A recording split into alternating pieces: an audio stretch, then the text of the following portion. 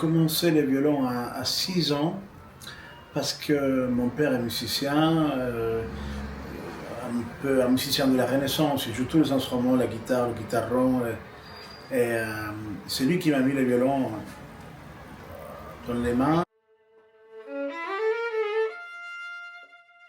Je pense que cette rencontre avec les plaisirs de la musique, de faire la musique, avant de même jouer des études de Kreutzer, mon père m'amenait dans des fêtes le week-end avec ses copains. C'est toujours dans la tradition de la musique, de la fête sud-américaine, la fête le week-end. Et moi, je jouais quelques valses vénézuéliens avec des quattros, avec de la guitare, avec la basse. Et je commençais déjà à avoir ce plaisir, avant même de lire la musique. Un peu à la feuille, comme on dit en français, un peu comme ça, à l'écoute, j'apprenais ça. Et ça, c'est quelque chose qui m'a toujours accompagné. Pour moi, c'est quelque chose d'essentiel que j'essaie de mettre tout le temps dans ma vie, c'est cette écoute-là, cette qualité d'écoute pour mes enfants, pour mes copains, pour les voisins, pour une nouvelle rencontre et pour tout ce que je fais à chaque découverte dans la musique. Je viens de Venezuela, qui est un pays d'une richesse, d'un métissage incroyable. L'Indien, le blanc, l'Afrique sont vraiment mélangés. Et je pense que ça, c'est quelque chose de très important aussi dans un pays comme la France, où il y a tellement des origines, inclure tout ça. C'est d'une richesse incroyable. Donc voilà, pas de frontières et surtout transmettre cette diversité. Pour moi, c'est ça très important. C'était impressionnant par cette prolifération des enfants. À chaque fois que je montais dans le métro, il y avait un gamin avec une boîte de musique, avec un instrument. Impressionnant. Un code de l'excellence, parce que la musique nous montre rapidement que la beauté, à travers le son et à la recherche, cette quête de beauté, si on arrive à la trouver ensemble, cet plaisir partagé, encore une fois, on parle de plaisir, et cette identité qui s'installe,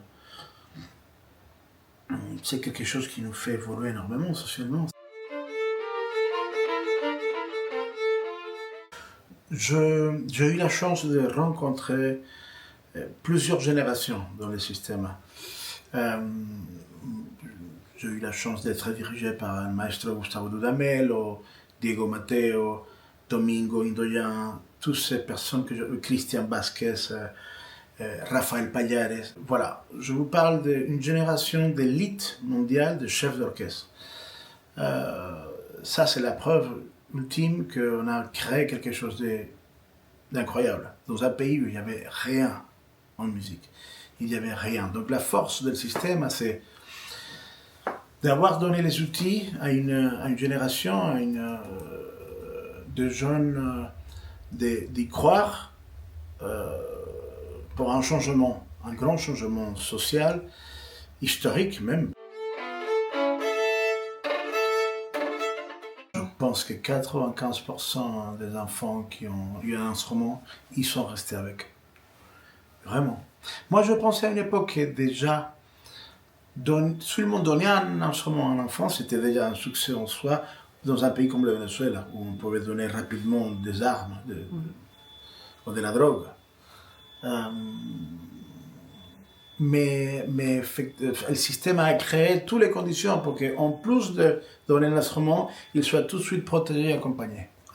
J'adore ce mot. Les progrès qu'on pourrait faire socialement si on était vraiment au courant du pouvoir de la musique pour l'éducation et pour la transmission des valeurs tout simplement.